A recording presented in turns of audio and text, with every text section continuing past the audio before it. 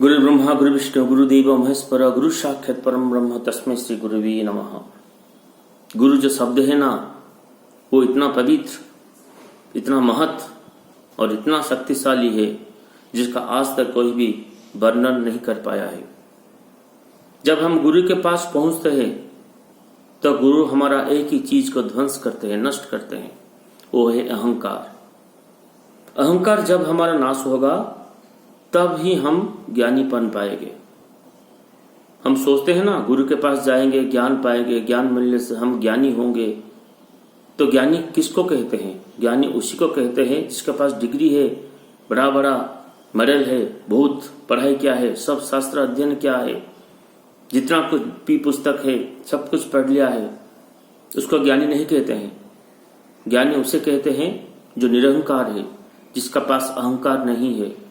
और अहंकार नाश होने से हमारा पास आता है नम्रता। अगर नम्रता हमारा पास आएगा तो गुरु का ज्ञान हमको मिलेगा। इसीलिए गुरु पहले क्या करते हैं? जब हम दीक्षा लेते हैं, गुरु ग्रहण करते हैं, सबसे पहले हमारा अहंकार को वो मारते हैं। क्योंकि अहंकार हमारा अंदर अहंकार है, इसे हमको कैसा मालूम पड़ेगा?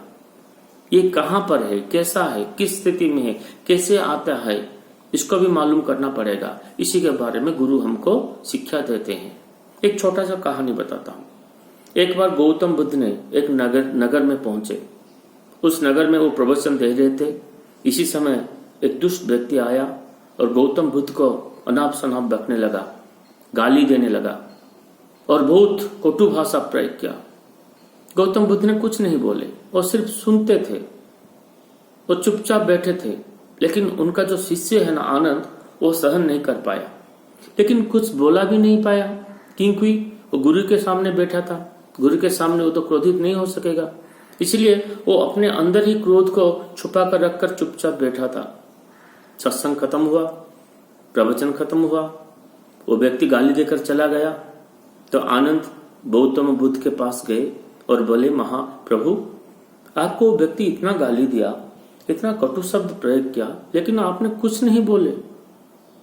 हंसकर गौतम बुद्ध ने बोले, मैं सिर्फ सुनता था।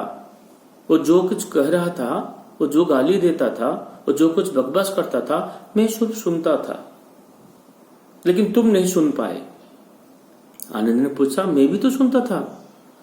गौतम बुद्ध ने कहा, नहीं, मैं जैसा सुनता था तुम वैसा नहीं सुनते थे, तुम्हारा अहंकार सुनता था। तो आनंद ने समझ नहीं पाया। वो बोला, तो मुझे जरा कृपया बताए कि मैं कैसा सुनता था। गौतम बुद्ध ने बोले, जब वो आदमी गाली देता था तब मैं चुपचाप सुनता था, लेकिन तुम सुनते थे और उसके ऊपर विचार करते थे, और विचार करने के समय सोचते थे इसको मैं क्या उत्तर दूं, और उसके बाद तुम यही भी सोचते हो कि जब वो कटु भाषा प्रयोग करता था मैं क्रोधित हो रहा हूं, ये भी तुम अनुभव करते थे। 3 काम तुम करते थे। एक तो तुम सुनते थे, दूसरा विचार करते थे, तीसरा क्या जवाब दूं इसी बारे में सोचते थे, और चौथा क्रोधित हो रहे थे। लेकिन मैं सिर्फ सुनता था और कुछ विचार मेरे मन में नहीं था। तो इसीलिए तुम्हारा सुनने में, मेरा सुनने में यही फर्क है।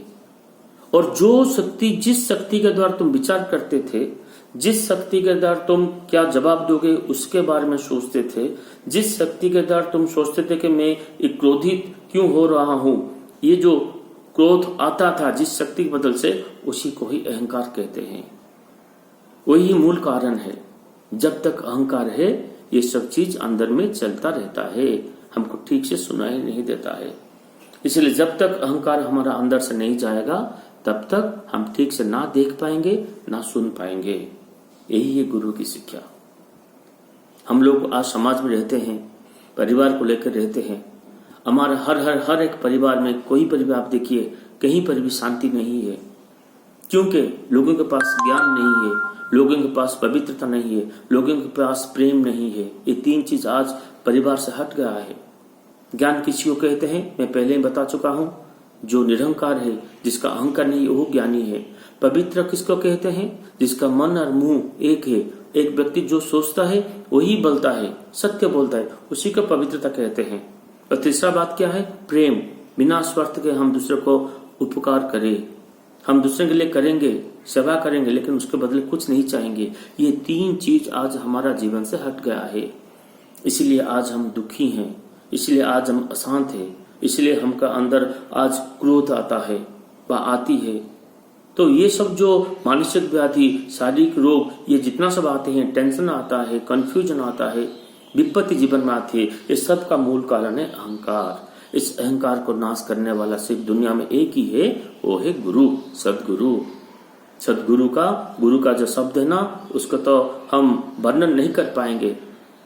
अगर परिभाषा कोई पूछेगा गुरु का क्या है, तो इतना ही हम कह सकेंगे, ब्रह्मानंदं परम सुखदम केवल ज्ञान अमृतिम द्वंद्वातीतं गगन सदृश तत्वमस्यादि लक्ष्यम एक नित्यं विमलमचलं सर्वादिशाखी भूतम भावातीतं त्रिगुणरहितं सद्गुरुत्वं नमामि, सद्गुरुत्वं नमामि, सद्गुरुत्वं नमामि। जय जगन्नाथ।